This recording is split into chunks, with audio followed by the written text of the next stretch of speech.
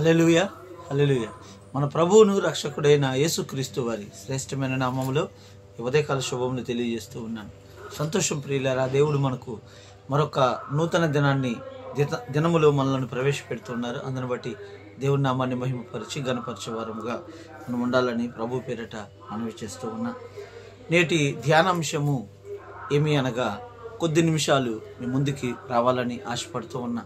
అదేమిటంటే, మనకు అవసరతగా నిలిచినటువంటి కార్యము పట్ల ఆసక్తి కలిగి ప్రార్థన చేస్తూ ఉంటాం. మనకు అవసరతగా ఉన్నటువంటి కార్యాన్ని బట్టి ప్రార్థన చేస్తూ ఉంటాం. అది ఆరోగ్యపరమైనటువంటిదిగా ఉండవచ్చు, లేక ఆర్థిక పరమైనదిగా ఉండవచ్చు, లేక సమస్య పరంగా ఉండవచ్చు, లేక శోధన పరంగా ఉండవచ్చు. ఏ రకములో అయినా సరే ఉన్న మనము కలిగినటువంటి ఆ యొక్క పరిణామాన్ని బట్టి దేవుణ్ణి ప్రార్థించి అర్థిస్తూ ఉంటాం. అర్థించిన వెంటనే ఆయన ఏం చేస్తారంటే, కొన్ని ఆలస్యంగా ఇవ్వడానికి ఆయన ఇష్టపడుతూ ఉంటారు, కొన్ని త్వరితముగా వెంటనే ఇవ్వడానికి ఆయన ఇష్టపడుతూ ఉంటారు. అయితే దేవుడు మనం అడిగినటువంటి దానిని ఇవ్వడానికి ఆయన సంకోచిస్తూ ఉన్నారు అంటే గనుక ఆయనను ఏ కోశాన కూడా బలవంతము చేయకూడదు. హల్లెలూయా. బలవంతము చేయకూడదు. ఆ బలవంతములో ఏమవుతుందంటే, మనకు అక్కరగా ఉన్నది దేవుణ్ణి అడిగి తీసుకోనండి, మీరు అడుగుడి మీకు ఇయ్యబడును అని చెప్పినటువంటి దేవాది దేవుడే ఈ దినాన ఒకవేళ నీకు అక్కరగా ఉన్నటువంటి వాటి నిమిత్తము దేవుని నీవు ప్రాధేయపడి అడుగుతూ ఉండగా దేవుడు నీకు ఇవ్వలేదంటే దానిని అడగవద్దని నా ఉద్దేశం. ఎందు నిమిత్తం ఈ మాట చెప్తూ ఉన్నానంటే, దేవుడు ఇచ్చే ప్రతి ఈవి కూడా ఇష్టపూర్వకముగా సంతోషముగా నీకు అనుగ్రహించాలా. చాలామంది చిన్న బిడ్డలు అడుగుతూ ఉంటారు తండ్రిని, తల్లిదండ్రులను, నాకు ఫలాంది కావాలి, నాకు ఇది కావాలి అని. అడిగిన వెంటనే తండ్రి తనకు ఇబ్బందికరమైనటువంటి పరిస్థితులు, చంటి బిడ్డ అది నోట్లో పెట్టుకుంటారేమో, దాన్ని మింగేస్తారేమోనని చిన్న పరిమాణము కలిగినటువంటి వస్తువులు ఏదైనా కూడా చంటి బిడ్డల దగ్గరికి తీసుకుని రారు. ఎందు నిమిత్తం అంటే దాని వలన ప్రమాదము జరుగుతుంది కాబట్టి, ఇబ్బందులు ఎదురవుతూ ఉంటాయి కాబట్టి ఏ కోశాన కూడా అది నీకు ఇవ్వకూడదు అని దాని కారణము చెప్పకుండా తల్లిదండ్రులు ఏం చేస్తూ ఉంటారంటే, చిన్నపిల్లవాడు అర్థం చేసుకోలేనటువంటి ఆ యొక్క మిడిమిడి జ్ఞానములో ఉంటారు కాబట్టి తనకు చెప్పకుండా ఏం చేస్తూ ఉంటారంటే తల్లిదండ్రులు అవి ఇవ్వకుండా కొంచెము దూరము చేయడానికి ప్రయత్నము చేస్తూ ఉంటారు.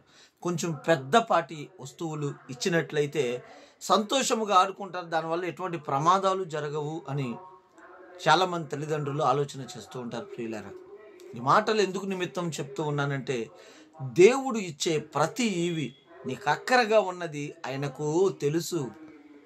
ఏది కొదువుగా ఉన్నదో, నీకు ఇవ్వాలో కూడా ఏ సమయంలో ఇవ్వాలో ప్రతిదీ నిన్ను సృష్టించినటువంటి సృష్టికర్తకు క్షుణ్ణంగా తెలుసని ఈ వాక్యము ద్వారా సెలవిస్తూ ఉన్న ప్రియులారా, ఆ యొక్క సమస్యలను బట్టి నీవు ప్రార్థన చేయగా దేవుడు ఇవ్వలేదు అంటే గనక నీవు దేవుణ్ణి ఏ కోశాన కూడా ఇబ్బంది పెట్టకూడదని ఈ వాక్యము ద్వారా సెలవిస్తూ ఉన్న ప్రియులారా. ఎందు నిమిత్తం అంటే ఆయన సంతోషముగా నీకు అనుగ్రహించాలి. అంతేగాని నీవు మొరాయించి మారము చేసి దేవుణ్ణి ఏదో రకంగా ఒప్పించినట్లయితే తద్వారా ఆయన సంతోషం అన్నది ఆ యొక్క ఈవిని దయచేసే విషయములో ఏ కోశాన్ని నిలిచి ఉన్నదని మీకు వాక్యం ద్వారా మనవి చేస్తూ ఉన్నా. చాలామంది ఏం చేస్తూ ఉంటారంటే, దేవుని చిత్తమో కాదో ఈ శ్రమ ఎందు నిమిత్తం వచ్చిందో దేవుడు అంటూ ఉన్నాడు, మిమ్ములను ఎంతవరకు ఏ పరిమాణం వరకు శోధించాలో అంతవరకు మాత్రమే మిమ్మల్ని శోధిస్తా, అంతకు మించి ఎక్కువగా మిమ్మల్ని శోధించను.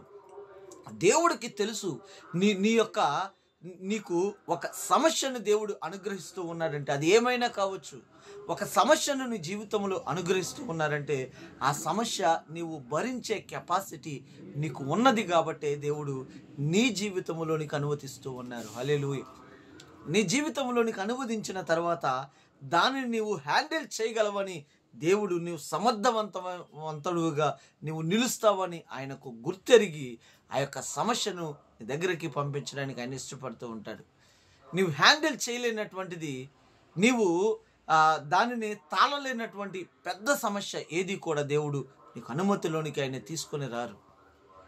అయితే నీకు ఇచ్చినటువంటి సమస్య ఎన్ని దినాలు లేక ఎన్ని నెలలు ఎన్ని సంవత్సరాలు సహిస్తాడో అని దేవుడు ఎదురు చూస్తూ ఉంటారు.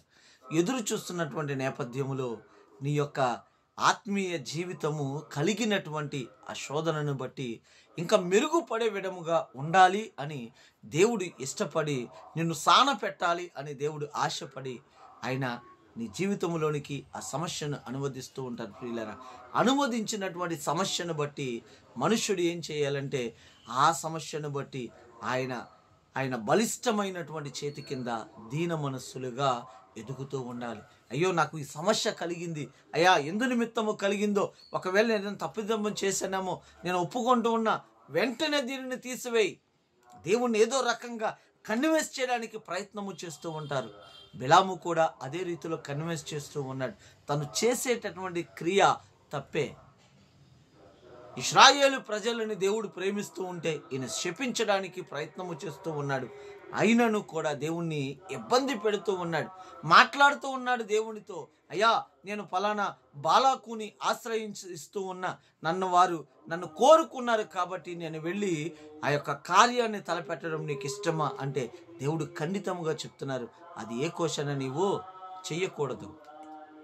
కానీ మరొక్క పర్యాయము దేవుణ్ణి శోధించడానికి ప్రయత్నము చేస్తూ ఉన్నారు. ప్రియులారా, ఇది చెడ్డ తలంపు, ఇది చెడ్డ కార్యము కాబట్టే దేవుడు తనని ముందుగా మరణాన్ని చూపించారు అని మనం అనుకుని ఉండవచ్చు. కానీ ఈ ప్రార్థన విషయములో కూడా, దేవుణ్ణి అడిగే విషయములో కూడా బహు జాగ్రత్త గలవారమై మనం ఉండాలి. ఎందు నిమిత్తం అంటే దేవుడు మరొక పర్యాయము మన జీవితములో ఏదైనా శ్రమను కలుగజేస్తూ ఉన్నారంటే ఆ శ్రమను భరించాలి అని దేవుని యొక్క నిర్ణయము, ఆయన చిత్తము. ఆ శ్రమలలో కూడా నా నామాన్ని ఎట్లా మహిమపరుస్తాడు, నన్ను ఎట్లా గణపరుస్తాడు, తన లేమిలో కూడా నన్ను ఏ రీతిలో హత్తుకొని ఉంటాడు అని దేవుడు ఎదురు చూస్తూ ఉండగా నీవు దేవుని యొక్క శరణు కోరి ఆయనను ఈ సమస్య నుండి బయటకు తీసుకువెళ్ళు అని అన్నట్లయితే ఆ సమస్య ఒకవేళ నీ జీవితంలో నీకు దేవుడు పరీక్షగా ఇచ్చినటువంటి ఈ సమస్యలో నీవు ఫెయిల్యూర్ అయినట్లయితే, నీవు దానిని ఎదుర్కొనలేకపోతే, నిజముగా మన జీవితంలో మానవులు కాబట్టి మన జీవితంలో తెలిసి తెలియక తప్పిదములో పడినట్లయితే, ఆ యొక్క పాపములో పడినట్లయితే, ఆ పాపము ద్వారా వచ్చినటువంటి ఆ పరిస్థితులు బట్టి మనము ఎదుర్కోలేనటువంటి స్థితిలోనికి వెళ్ళిపోతాం. ఉన్నటువంటి విశ్వాసము కూడా జారిపోయే స్థితిలోనికి వెళ్ళిపోతామని వాక్యము ద్వారా సెలవిస్తూ ఉన్న ప్రియులారా, నీ జీవితంలో చిన్నపాటిదే కానీ పెద్దపాటిదే కానీ సమస్య నీ జీవితంలో వస్తూ ఉన్నప్పుడు ఆ సమస్యను బట్టి దేవుణ్ణి మరింతగా హత్తుకొని ఆయన దగ్గరగా ఉంటూ ఆయనను కొనియాడినట్లయితే ఎన్ని దినములు ఒకానొక సంఘానికి దేవుడు మాట్లాడుతూ నీ కలిగినటువంటి శ్రమ చాలా చాలా గొప్ప శ్రమ కలిగింది, అయినను శ్రమలలో కూడా నేను తెలియదని నీవు అనలేదు, కానీ నేను నీకు ఇస్తున్నటువంటి మాట ఏమిటంటే 10 దినములు నీకు శ్రమ కలుగుతుంది, తర్వాత విడుదల అవుతుంది అని దేవుడు వాగ్దానం ఇస్తూ ఉన్నారు.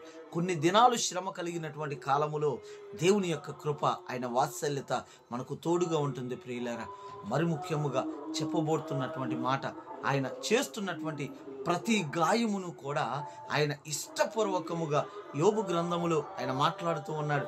ఏమనంటూ ఉన్నాడంటే, ఆయన నన్ను నలగగొట్టుట ఆయనకు ఇష్టమాయను.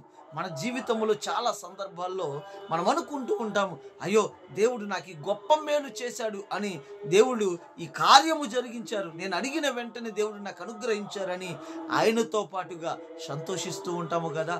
ఆయన ఇచ్చినటువంటి ప్రతి మేలులను మనం ఆస్వాదిస్తూ ఆయనలో ఉన్న సంతోషాన్ని మనం వెతుక్కుంటూ ఉంటాము కదా. మరి దుఃఖాన్ని, శ్రమను మన జీవితంలో అనుమతించినప్పుడు మన యొక్క స్థితిగతులు ఏ రీతిలో ఉంటున్నాయి ఈ దినాన్ని? ఆయన ఇచ్చినటువంటి ఆ యొక్క ఆ శోధన అనేటటువంటి ఆ కిరీటాన్ని మనకు అనుగ్రహిస్తూ ఉండగా మనము సంతోషముతో, మరి ఎక్కువ ఆనందముతో దానిని స్వీకరించే విధముగా ఉంటే, ఎందనిమిత్తం అంటే వారసుడు అనేటటువంటి వాడు ప్రతి దానిలో కూడా పాలిభాగస్తులుగా ఉంటాడు. హల్లెలూయా. దేవుని యొక్క సంతోషములు నీవు పాలిభాగస్తుడిగా ఉన్నప్పుడు, దేవుని యొక్క దుఃఖములు, దేవుని యొక్క శ్రమలో నీవు పాలిభాగస్తుడిగా ఉన్నట్లయితే మరింత ఆత్మీయ జీవితములో ఎదుగుదల అన్నది నీ జీవితంలో కలుగుతుందని ఈ వాక్యము ద్వారా సెలవిస్తూ ఉన్న ప్రియులారా, చిన్న చిన్న ఆ యొక్క పరిస్థితులను బట్టి, ఆ యొక్క శ్రమలను బట్టి త్రొట్టిల్లినట్టయితే, పడిపోయినట్లయితే ఆత్మీయ స్థితిలో నీ స్థానం ఎక్కడో ఈ ఉదయకాల సమయం ఆలోచన చేయమని ప్రభు పేరట మనవి చేస్తూ ఉన్నాం. దేవుడి కొద్ది మాటలను ఆయన వినికిడిలో దీవించును గాక. కూడి ఉన్న మీకు అందరికీ ఈ ఉదయకాల శుభములు తెలియజేస్తూ ఉన్నాను. హల్లెలూయా, హల్లెలూయా.